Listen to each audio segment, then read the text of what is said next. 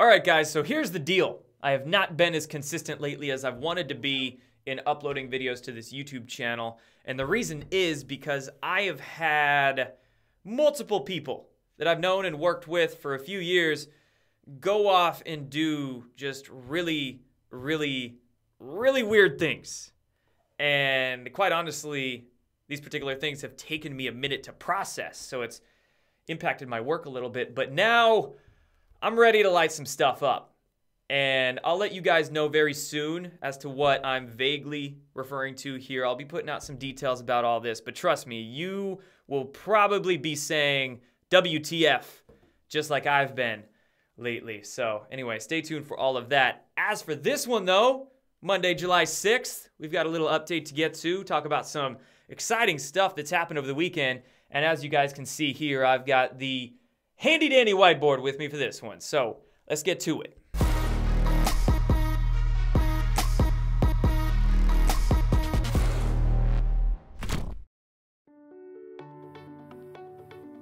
Gold and silver. Sounds old school, right? Well, sometimes old school is timeless. Precious metals have always been a safe place to invest your money, and that hasn't changed. Some also say the price of gold may rise rapidly in the coming years as demand rises, and they also say silver is highly underrated. There are also other metals that almost nobody has heard about, like rhodium and palladium, and the prices of these have doubled, if not more, just over the last couple of years. At Noble Gold Investments, they help you in deciding how to invest your money into precious metals, whether that be your retirement fund or grabbing physical gold and silver bars to have on hand. Download their free ebook or give them a call and tell them Jordan sent you.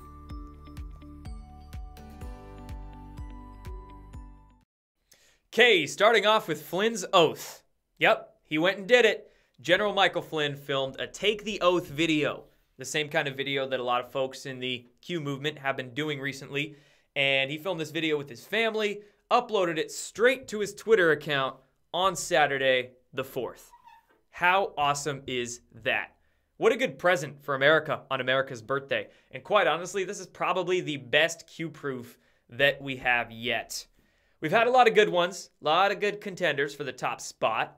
One of my personal favorites is when Air Force One's call sign was Q0. Remember that? That was just too cheeky not to mention. We've had Eric Trump tweet Q memes right to his Instagram account. We've had President Trump retweet, I don't know how many Q followers, just so many Q proofs out there. But this one might take the cake with how awesome it is, with General Flynn straight up saying, "Where we go one, we go all" in the video, and with the reaction this is causing. Absolutely beautiful. The mainstream media is in full meltdown mode over this. I don't know how many blue check marks I saw on Twitter just tossing up a bunch of word salad. Oh my gosh, trying to cover their ass for this. On their websites, the media is just printing hit piece after hit piece about this. So, oh, it's so good. And I don't expect this to slow down by any means. I think we're going to get even more obvious Q proofs as we go on. Hopefully, this might lead to the actual Q getting asked to the president, but I'm not expecting that from the mainstream media anytime soon. So we had Flynn's oath, and this blew up. It actually caused QAnon to trend on Twitter. QAnon was trending on Twitter yesterday. It was getting up there, and again, that's probably why the blue check marks. They had to go and try to tweet as much misinformation as they could about it, because with all the new eyes getting on QAnon, with it trending, with Flynn's video, they've got to manage the narrative, right? So they went and tried to, but of course it's not working. And you also have to beware of the infiltrators. You know, a lot of people, they're waking up to the fake news media, the mainstream media. They know not to believe that. And that's why the deep state, the cabal, they got to get tricky. That's why they're sending out their infiltrators to try to smear the movement and make it look bad. And that's exactly what they're trying to do. You know, we've had the reactivation of some shills, I guess we could say, in recent weeks. There's a lot of bots getting created. You'll notice the profiles, they say created like May 2020, June 2020, something like that. There's even some accounts with blue check marks, which is really weird. I don't know why this account has a blue check mark, but there's some self-professed Q followers who claim that they're running for Congress. And they're tweeting some just really weird stuff. A lot of people doing weird stuff, right? And that's what you got to be careful for. People are purposely being planted into the Q movement. They're not real Q followers. Their MO, their modus operandi is to make the movement look bad. Just, I believe yesterday, there was a woman who was in a Target. The mainstream media labeled her QAnon Karen, right? She was in a Target and she was filming herself basically destroying the mask rack. Now, trust me, I'm all for destroying all this bullshit that has to do with masks, but she was just acting a fool of herself. And when the cops went to arrest her, I believe she even said on camera that she's doing the bidding of Q or protecting the president. Something that was just really weird, really crazy. And there's a lot of crazy people out there purposefully doing weird stuff to paint Q people and Q followers and the whole Q movement as bad. So be careful, beware of the infiltrators. And again, I got more stuff to say about that very soon. So moving on, let's talk about Kanye running for president. Kanye? What the heck's going on with that? Well, news reports are saying that he's running for president. He put out a tweet that said he was running for president, but we'll see. I haven't seen any actual papers filed for it yet. There was some news articles saying that he hasn't even filed paperwork, so could be a publicity stunt.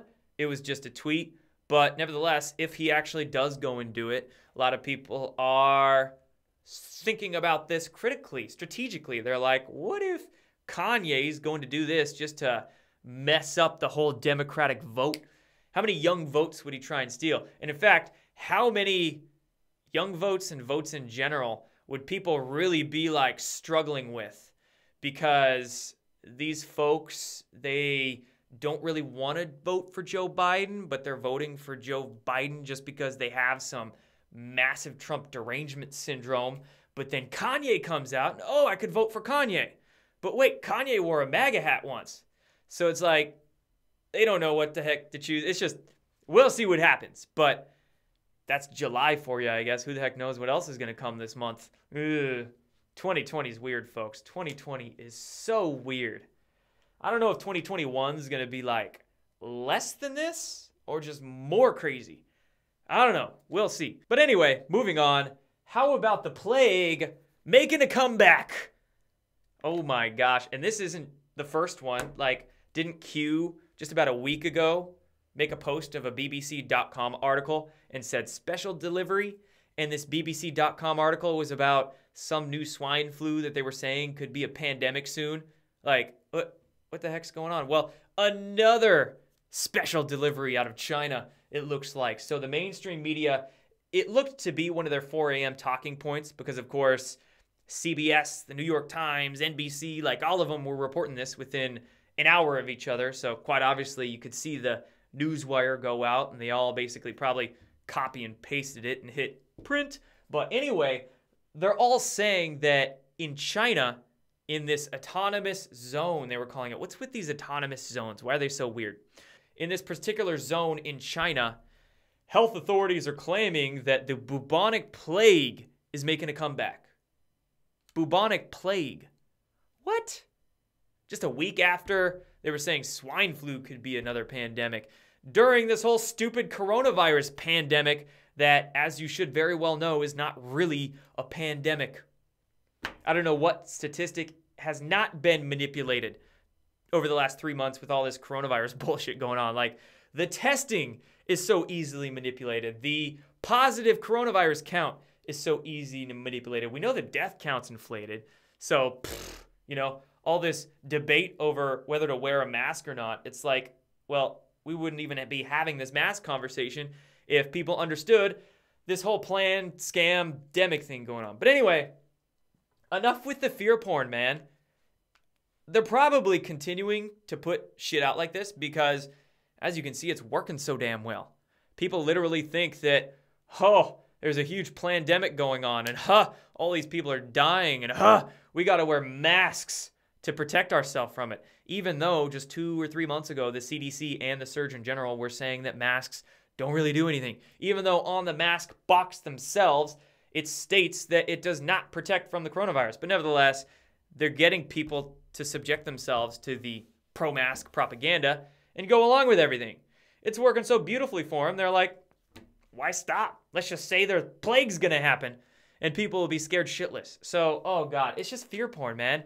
Fear, fear, fear. Fear sells. Fear gets people to believe their bullshit easier. So you really just have to detach, disconnect yourself emotionally when you read the news.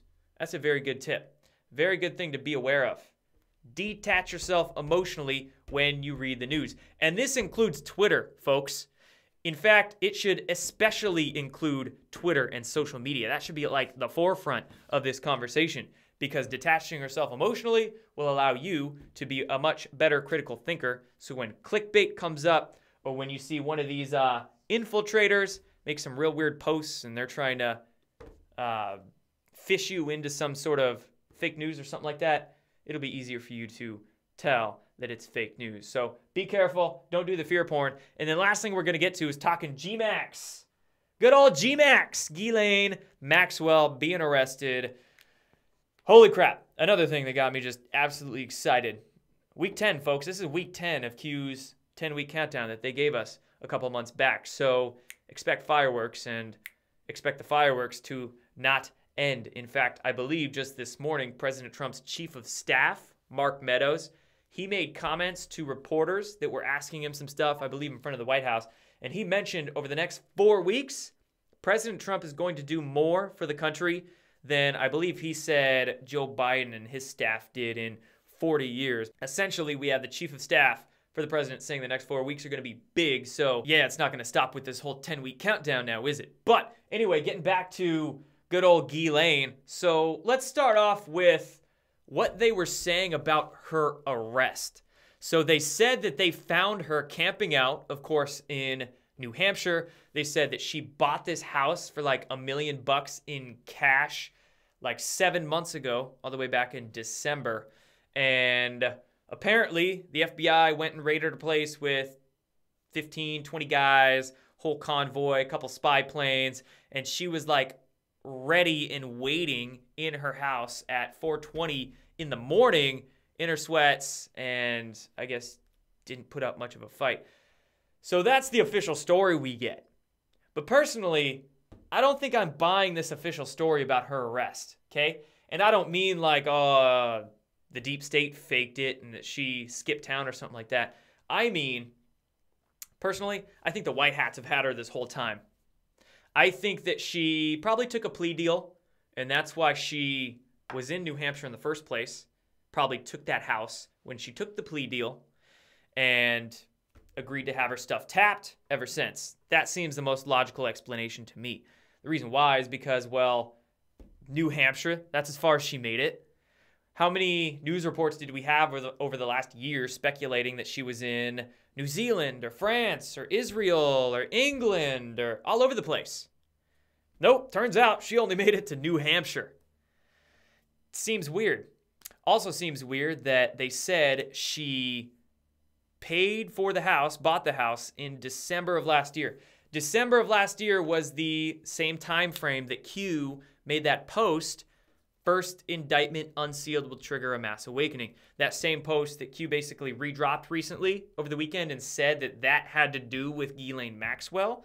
So sounds like that Q made that post in reference to Ghislaine Maxwell about the same time that Ghislaine Maxwell paid for a house in New Hampshire in cash anonymously and has been hiding out there since. So again, you can kind of see maybe December was about when she took that plea deal. And part of the plea deal might have been, well, you got to hide out in this house. We're going to tap all your stuff. So anybody trying to communicate with you, we're going to get some evidence on them too.